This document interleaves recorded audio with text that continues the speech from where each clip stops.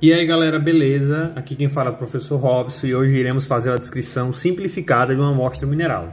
Então vamos lá. Inicialmente a gente tem aqui a nossa amostra mineral centro, certo? E a gente vai fazer essa descrição guiada, conforme a gente aprendeu aquelas propriedades inicialmente. Mas vem cá, professor, o que a gente precisa para fazer essa descrição de um material mineralógico? Primeiro, você precisa ter um bloco de notas, ou então uma folha de papel, ou então o próprio telefone, para que você possa fazer o registro dessas informações. Já que você está fazendo a descrição, é importante isso ficar registrado, certo? Depois disso a gente tem os kits básicos de descrição que a gente carrega com a gente. Inicialmente a gente tem eu não mostrei com tanta frequência para vocês, mas a gente tem a lupa. Por que é importante a lupa, professor? A lupa é muito importante para que a gente consiga enxergar com detalhe a superfície do meu material, certo? Principalmente quando a gente for identificar alguma clivagem, alguma alteração específica. No meu caso aqui, essa minha lupa ela possui aumento de 20 vezes, se eu não me engano, certo? Isso aqui também é comum ser chamado lupa de relojoeiro. O pessoal que utiliza, faz esses ajustes, eles também utilizam bastante esse material, certo? Essa ferramenta. Depois disso, a gente tem alguns materiais para identificação de cor, como por exemplo uma mini lanterna, para que a gente possa ver questão de brilho, diafaneidade e cor também. Nós temos uma placa de porcelana, que ela é muito utilizada para fazer a cor do traço. Se vocês não tiverem, vocês podem utilizar um pedaço de feldspato, já que o feldspato ele também é componente desse material cerâmico. Em relação ao material de dureza, o que a gente utiliza? Primeiramente, a unha, certo? Já que ela tem dureza conhecida 2,5. O nosso canivete, que tem dureza aproximadamente 5,5 ao aço, certo? O fio de cobre, ou moeda de cobre também, que tem dureza 3,5. E outra coisa muito utilizada também, pessoal, é a escala de Mohs. Aqui no caso tem uma mini escala de Mohs. Então o que tem nessa mini escala de Mohs? Nós temos, por exemplo, uma escala graduada, né, de 1 a 10. Porém a gente não tem o 10 aqui porque o 10 é o diamante, certo? E diamante nós não have. E também não tem interesse porque ele vai riscar praticamente todas as espécimes minerais. Então vamos lá. Então nós temos um material de menor dureza até um material de maior dureza, certo? Então talco, gipsita, calcita, fluorita, apatita, feldspato, quartzo, topázio e o córindo, certo? Aqui nós temos a variedade vermelha, que é o rubi, certo? E aqui nós temos a escala de dureza de 1 a 9. Então é muito utilizada também. E além disso a gente utiliza alguns materiais para outras propriedades. Quais são eles? Um ímã. Pode ser um ímã comum que vocês obtêm aí através de alguns equipamentos eletrônicos. Pode ser um super ímã também, porém aí o campo magnético ele vai estar mais forte. E nós também temos o ácido clorídrico diluído. Então nós temos aqui uma solução a 10%. Então vamos lá. Vamos fazer a nossa descrição. Então como eu falei para vocês, a primeira coisa é vocês terem uma folhinha para vocês fazerem o registro desse material. Aqui está apagado porque eu já fiz mais ou menos a descrição e eu estou repetindo, certo? Então vamos lá. A primeira coisa a se fazer, nós temos aqui a nossa amostra, é identificá-la. Por quê? Porque você pode resgatar essa informação no futuro. Geralmente, quando é uma amostra de laboratório, ela tem um nome. Seja lá um código específico com um número. Aqui, como a gente não tem amostra, simplesmente eu vou colocar, quando não tem um número, simplesmente eu vou colocar AM01. Mas aí fica ao critério de vocês, certo? Estabelecer um código próprio, botar suas iniciais, mas como a AM é universal, então deixa AM01. O próximo passo é fazer um esboço do material. Por que é importante, professor? Imagina que vocês perderam essa descrição, né? O código caiu. Se vocês não tiveram uma informação visual, hoje a gente funciona por foto também, né? Tem muita gente que faz foto. Porém, a gente deixa registrado pelo menos uma ideia da estrutura, né? Mas professor, não sei desenhar muito, não tem problema, pessoal. É só para dar um indicativo, não precisa ser aquela perfeição de desenho não, certo? Tem que ser apenas um indicativo da sua amostra. Se for material colunar, por exemplo, a gente vai verificar que tem um material colunar. Então a intenção do esboço é apenas registrar esse material, né? Então aqui nós temos um quadradinho, ó, né, que é como se tivesse uma baixada. Tem vários quadradinhos aqui. Então lembrando que é só para indicação, certo? Não precisa ser muito detalhista não, ok? Olha como ele é um pouco cinza, eu vou deixar mais cinza. Então, ó. Certo? É só para você dar um indicativo mesmo da amostra do material. É muito importante também, pessoal, depois que vocês fizerem o esboço, vocês terem a medida, para que a pessoa tenha uma noção de qual é o tamanho dessa sua amostra. Então vamos lá. Vou pegar aqui uma escala de uma régua, né? Então nós temos aqui cerca de 1,5 cm. Então você vem aqui, ó. Você pode dizer que esse fragmento aqui tem 1,5 cm. Eu posso deslocar aqui para a lateral e já colocar aqui, ó, 1,5 cm, certo? Então significa que quando a pessoa vê a minha amostra, ele vai ter uma noção que não trata-se de uma amostra tão grande. Agora vamos para as descrições. Depois de fazer a identificação, o esboço, a gente vai para as sequências de propriedades. A primeira delas, o grupo de propriedades morfológicas, que se refere à forma. Então vamos lá. Grau de cristalinidade, como eu falei para vocês, é o grau de perfeição do cristal. Então quanto mais faces identificada no seu cristal, mais perfeito é aquele material. No nosso caso aqui, a gente consegue enxergar todas as faces. Então poderia dizer que nós temos um cristal que euédrico. Então você vem aqui, ó, um cristal euédrico, certo? Em relação ao hábito, professor, seria a forma que normalmente acontece esse material. Então, quando eu consigo dar uma olhada assim na amostra como um todo, eu percebo que ela tem um formato geométrico de um cubo. Então, eu tenho lá, de acordo com aquela indicação daquela guia, que é um hábito cúbico, certo? Então, você bota aqui hábito cúbico. Em relação à germinação, professor, seria um intercrescimento de cristais, se existe mais de um cristal crescendo nessa amostra. Então, aparentemente, nós temos aqui nessa superfície aqui, ó, vocês podem perceber, como se fosse uma extensão do material, apesar que aparenta ser um cristal único. Então, simplesmente você pode dizer, apresenta germinação, certo? Apresenta. Pode colocar o nome também? Pode, pessoal, mas nesse caso não é preciso. As propriedades de interação com a luz são todas aquelas onde você vai ter a luz interagindo com a sua amostra e dando uma resposta.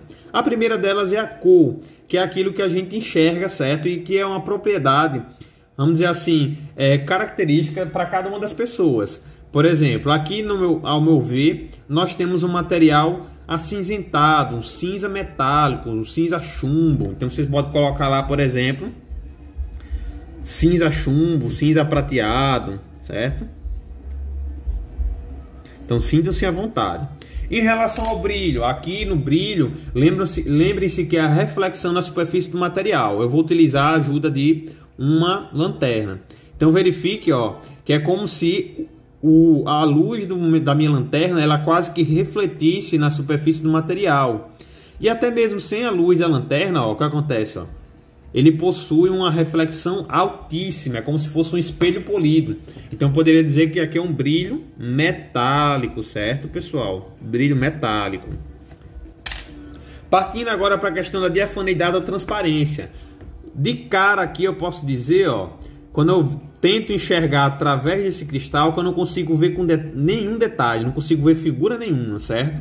Então aparentemente aqui é um opaco. Porém, para mim ter uma garantia da minha determinação, o que eu faço? Eu pego a minha lanterna e eu coloco aqui, ó, na superfície, eu ver se foca.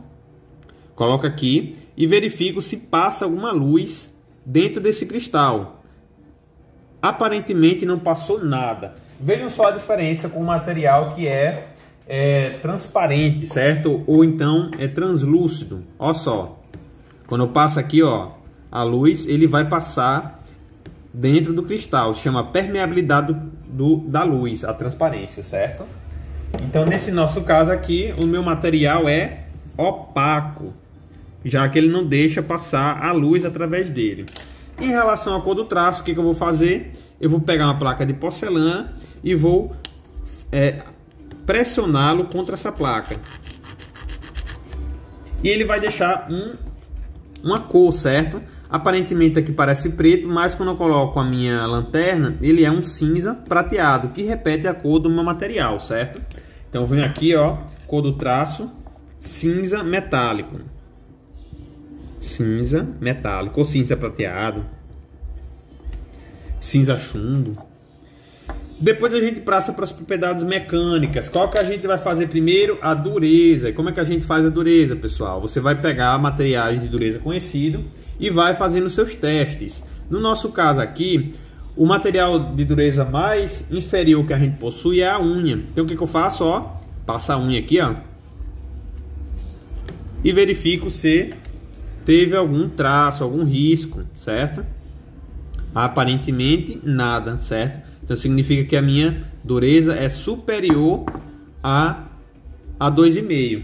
Então aí a gente vem com o próximo material, que é o que? O fio de cobre, que tem dureza 3,5. Então eu vou passar aqui numa superfície lisa. Deixa eu procurar aqui uma superfície lisa. Aqui, ó. Então você vai, ó. E agora você vai verificar se você deixou traço, certo? Deixou risco. Desculpa, pessoal. Então, ó, verifiquem, ó, que o fio de cobre ele deixou um sulco, um risco sobre o meu material. Então significa que ele tem dureza inferior à dureza do fio de cobre, que é 3,5, certo? Então nesse caso, a nossa dureza aqui ela vai ser registrada como entre 2,5 e 3, certo? E meio. Eu também poderia representar ele como um desão. Desão é menor que 3,5 e maior que 2,5. Todas as duas formas estão corretas, ok? Não se preocupem. O pessoal prefere mais essa segunda forma, que é mais fácil. Em relação à clivagem, vamos ver a quantidade de planos de repetição. Então, quando você vem aqui, ó, você olha a sua amostra como um todo, certo? Você vai verificando, vai paquerando a amostra, vai dando uma olhada de um lado, de outro, em todas as dimensões. Pode utilizar a ajuda de uma lupa, ó, porque tá com a luz aqui, né? Vamos lá. Vamos ver se eu consigo ver com detalhes.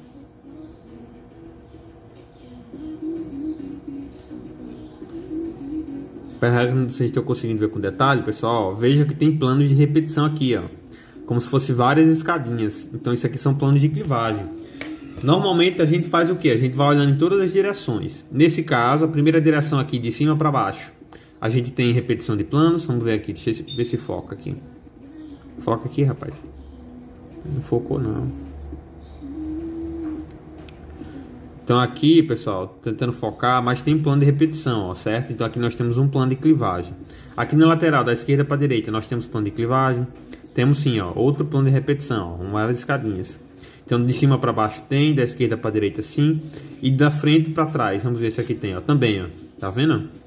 Plano de clivagem, ó, plano de repetição. Então eu poderia dizer que nós temos 1, 2, 3 planos de clivagem, 3 direções de plano de clivagem perfeitas. 3 direções perfeitas, certo? Em relação à fratura, como a gente tem os 3 planos perfeitos, então o material ele não possui fratura aparente. Porém, se algum desses planos fossem, vamos dizer assim, com quebra irregular, vocês iriam classificar essa sua fratura. Nesse nosso caso aqui, a fratura é ausente. E agora a gente entra no hall das outras propriedades. A primeira delas, o magnetismo. Então você pega um ímã, ó, e verifica se tem atração magnética. Então nesse caso aqui, a minha amostra ela não possui atração magnética. Então você coloca assim, não apresenta. Não apresenta. Depois a gente tem reação a uma solução, reação ao ácido clorídrico. Então vocês vão colocar aqui, ó, com a ajuda do meu ácido clorídrico. Vocês vão aqui, ó, colocar e verificar se efervesce. Se não efervescer, certo? Você coloca depois, é importante você limpar a amostra, né? Se não efervescer, você coloca não efervesce. Porém, pessoal, se estivesse aqui presencialmente, vocês iriam verificar que ao colocar o ácido clorídrico fica uma catinga de ovo podre. Então você coloca não efervesce, porém deixa cheiro de ovo podre. Certo? Então, pessoal, as principais propriedades foram essas. Então aqui, ó, deixa eu dar um macro aqui para vocês verem na nossa descrição.